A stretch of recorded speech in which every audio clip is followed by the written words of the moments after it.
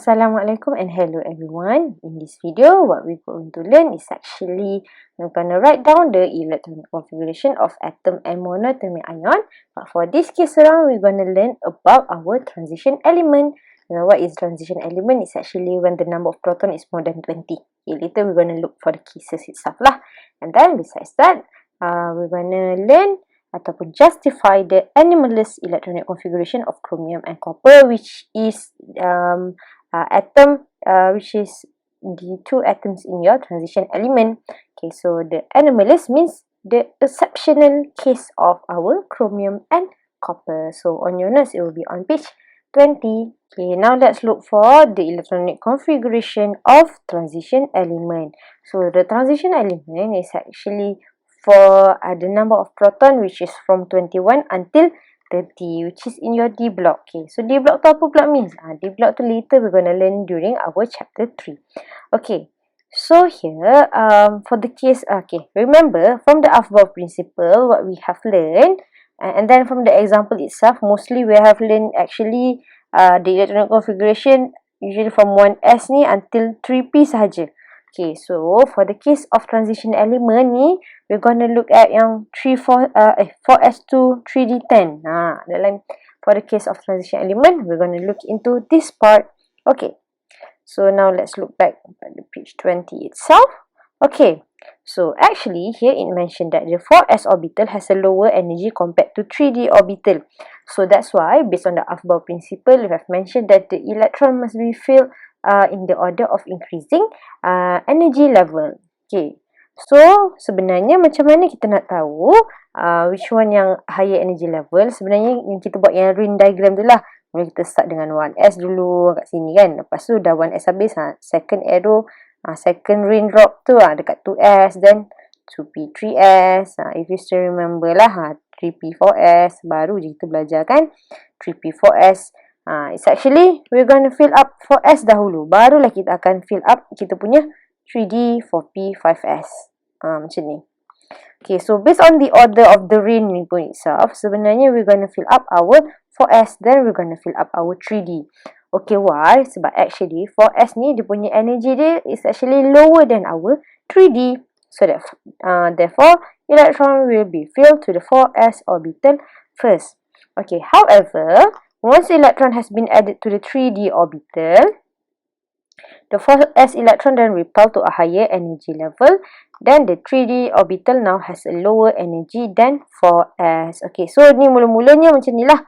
4s ni mula it has a lower energy. Then bila electron dah hadir pada d orbital, then 4s pula punya energy is higher. So that's why when we writing it down, so sebenarnya it could be either one, but selamatnya kita buat in the order of n lah. Maknanya ni n equal to 1 kita tulis dulu, baru yang ni n equal to 2, ni n equal to 3, dan n equal to 4. Yang itu yang lebih selamat sebenarnya, but then both of this is correct. Okay, so now let's look, let's apply this knowledge together.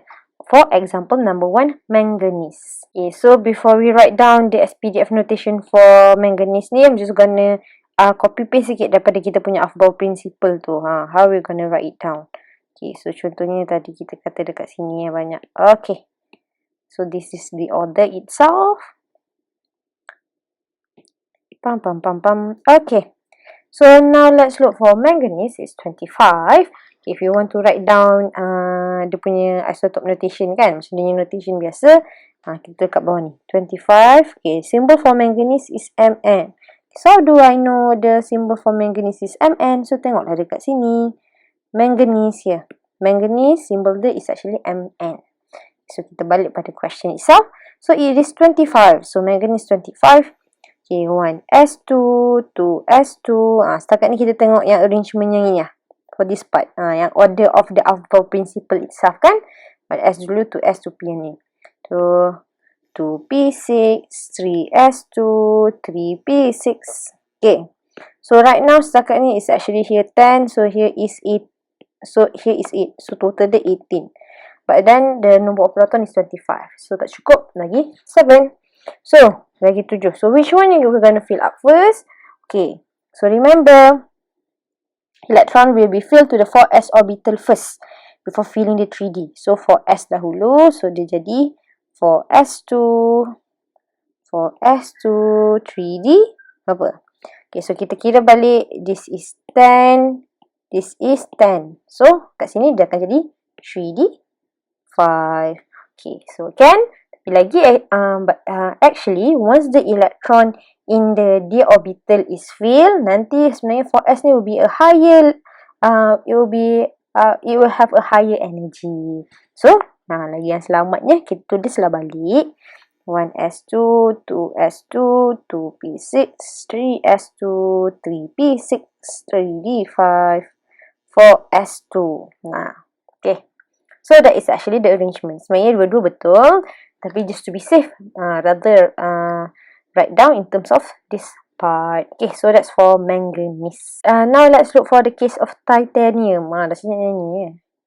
Okay, titanium, the Z, dia punya proton number. Titanium ni, dia punya symbol is actually Ti. So, titanium 22 kan. Tulis kat sini nama proton dia. Okay. So, dia akan jadi 1s2, 2s2, 2p6, 3s2, 3p6. Yang ini Miss terus nak buat, Miss malah nak arrange nanti kan. Miss terus awal-awal kat sini. 3D something, I do not know. 4s. Okay. 4s2. Okay, so right now kat sini 2, 2, 6, 2, 6, 2. So total dia 20. Okay, so actually from here to here, okay, from 1s2 until 4s2 ni, the number of proton dia is 20. Okay, so sebenarnya kita tak cukup lagi berapa? Kita tak cukup lagi 2. So dia jadilah 3D2. So kita kira total semua dah 22 elektron. Yang ini Miss buat terus straightforward. Kalau kamu nak buat one by one macam ni pun boleh juga. Okay, yang last example ni lah, nickel. So, nickel is Ni. So, yang ini Miss nak buat dua-dua lah. So, 1s2, 2s2, 2p6, 3s2, 3p6. Remember, fill up 4s dahulu. 4s2, 3d, apa? So, here again, from here to here is actually total dia 20. Memang 4s2 memang 20 lah. So, tak cukup lagi. 3d6. Ataupun kita nak tulis lagi sekali. 1s2, 2s2, 2p6, 3s2, 3p6, 3d6, 4s2. Okay. So, again, this is actually for the number of proton tu. Actually, kalau dia more than 20. Kalau macam ni kalau 20. Kalau 20 itself, rasanya kalsium. Okay, so kalau kalsium kita tengok kalsium kalsium Ca20. So kalau 20 macam mana pula? Kalau kalsium Miss buat je lah terus ni. Kalsium dia 20 tau. So dia jadi 1s2, 2s2, 2p6, 3s2, 3p6. Nak isi apa? 4s2. Okay. Cukup tak 20? Semua ni dah memang 20. Okay. So, that's why I have mentioned yang tentang yang S dengan D, where we're gonna look at yang 4s2 and 3d, berapa banyak lah electron on your d orbital itself. It's actually for the proton number 21 until 30. If less than that, macam biasalah. Remember the rules itself. Yang inilah based on kita punya Aufbau principle. Yang Aufbau principle ni pun bisa mana satu yang kita our arrow tu sampai dulu. So, first dia sampai kawan S, lepas tu 2S, lepas tu 2P, 3S, 3P, 4S, 3D. Okay. So, we have learned for the case of neutral atom for the transition element. Sekarang ni kita tengok macam mana pula kalau how about if the transition element ni sekarang ni jadi ion. Remember, for the case of transition element ni, dia kata once electron has been added to the 3D orbital, 4S then repel to a higher energy level. So, the 3D orbital now has a lower energy level than 4s. But, if the atom wants to form an ion, the electron is removed from the higher energy orbital. So, sekarang ni, bila kita dah isikan our 3D orbital, so right now the 4s orbital will have a higher energy lah. As we can see here, bila dah isi 4s tu, right now will be higher than our 3D.